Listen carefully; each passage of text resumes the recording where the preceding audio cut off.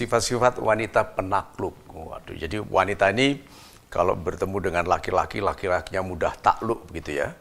Oke, nih. Ada 5 sifat wanita penakluk. Wanita ini kalau bertemu dengan laki-laki, laki-lakinya gampang takluk. Tapi ingat ya, wanita dengan kualitas seperti ini tidak menaklukkan semua laki-laki.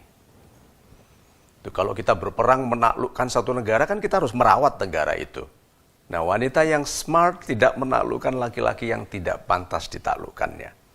Karena wanita yang smart akan menaklukkan laki-laki yang akan dihebatkannya dan yang akan menghebatkannya. Sifat pertama dari wanita penakluk ini, dia mengenali impian laki-laki yang akan ditaklukkannya. Oke, impian laki-laki itu apa? Gitu, dikenali nih. Wanita ini membaca, oh laki-laki ini ingin wanita yang tidak banyak bicara. Jadi dia diam. Laki-laki ini ingin wanita yang anggun, jadi dia anggun. Kita menyesuaikan diri. Wanita ini, laki-laki ini ingin suka dengan wanita yang bisa marah, gitu. Ya dia marah secukupnya, gitu. Laki-laki ini dekat dengan ibunya, gitu. Dan ibunya itu sering ngomelinya, tapi dengan cara yang anggun, ditiru. Jadi laki-laki ini akan melihat, loh ini wanita idaman saya. Padahal wanita itu membaca yang diidamkan oleh laki-laki itu. Nah, wanita idaman laki-laki itu ada formulanya. Ada formula lazim yang umum gitu, tapi ada formula yang khusus. Ada yang ingin wanita yang mendebarkan gitu. Ada yang tidak. Itu ada yang memilih wanita yang lebih anggun, yang mandiri, yang rajin berdagang, gitu. Mencoba jualan lele, jualan ini, jualan itu, gitu. Tapi ada yang laki-laki memilih yang lebih suka belanja di mall karena kelihatannya keren. Padahal yang keren mallnya. Gitu. Nah, selera laki-laki beda-beda. Tapi wanita penakluk dia baca. Lihat, kenapa dia menjadi wanita yang hebat? Karena kalau dia baca nggak cocok, dia tinggal. Dia bilang nggak pantas. Gitu. Kalau saya menyesuaikan diri dengan impiannya, saya menjadi wanita yang murah, not for me. Jadi wanita ini hebat sekali. Karena dia akan cek yang diimpikan laki-laki ini wanita yang hebat, dia menjadi seperti itu. Jadi sudah mulai ada getaran di hati, laki-lakinya melihat bahwa wanita ini yang diimpikannya. Oke. Kemudian dia menjadi seperti yang diimpikan tadi dalam kehidupan sehari-harinya. Seperti yang diimpikan. Lihat itu. Butuh konsistensi. Tidak bisa pura-pura hanya waktu jalan-jalan, waktu makan, waktu nonton, bukan itu. Sehari-hari. Apakah dia menelpon dengan suara yang sama waktu bertemu? Apakah dia menjawab message BBM atau apapun dengan cara yang sama? Dia ingat tanggal lahir, laki-laki susah ingat tanggal lahir, wanita mengharuskan. Oke? Tapi laki-laki merasa tersentuh kalau wanita itu ingat segala sesuatu. Aku beli ini untuk kamu, kan kamu kemarin itu. Jadi, dia akan hidup menjadi seperti yang diimpikan oleh laki-lakinya. Yang ketiga, dia membiarkan laki-laki itu merasa berkuasa. Jadi wanita ini, wanita kuat. Tidak mungkin wanita penakluk laki-laki ini lemah. Jadi dia akan memasang posisi di mana dia seperti yang lemah, yang dikendalikan. Jadi laki-lakinya merasa berkuasa, gitu. Tetapi tidak lama, karena segera setelah itu sang wanita akan melakukan hal-hal yang membuat laki-laki itu sebetulnya menurut kepada sang wanita, tapi masih tetap merasa berkuasa. Oke, yang pertama, mengenali sifat-sifatnya yang diidamkan oleh laki-laki itu. 2, menjadi seperti yang diidamkan. 3, membiarkan laki-laki itu merasa berkuasa. Dan yang keempat, melatih sang laki-laki bergantung kepadanya. Nah, lihat ya.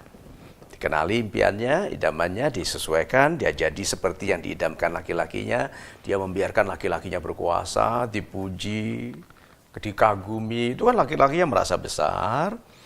Lalu diurus urusannya supaya bergantung. Jadi laki-laki hebat yang impiannya sudah sesuai dengan perilaku yang sang wanita tadi, merasa besar kalau ada sang wanita karena diizinkan menjadi orang besar, dipuji, diyakinkan tentang masa depannya yang hebat, lalu dilatih untuk bergantung. Jadi, oh itu biar aku yang urus, oh itu biar aku yang urus. Nanti wanita-wanita tidak mahal, ya saya tidak enak mengatakan murahan, dia bilang kok mau sih? Gitu. Dia mau berkuasa ke laki-laki yang tidak berkualitas. Sedangkan wanita penakluk akan mengalah kepada laki-laki sangat berkualitas. Ya mau dong. Ya toh? Menjadi wakil presiden itu lebih baik daripada menjadi raja kelinci. Gitu. Jadi merasa raja tapi anak buahnya kelinci semua. Nah, banyak wanita yang tidak begitu mahal tidak mau mengalah kepada laki-laki. Wanita yang penakluk mengalah, itu mengambil semua yang dilakukan oleh laki-laki itu sampai laki-laki itu tidak bisa melakukannya sendiri. Tidak bisa memutuskan kalau nggak tanya karena wanita ini yang melakukannya sekarang gitu.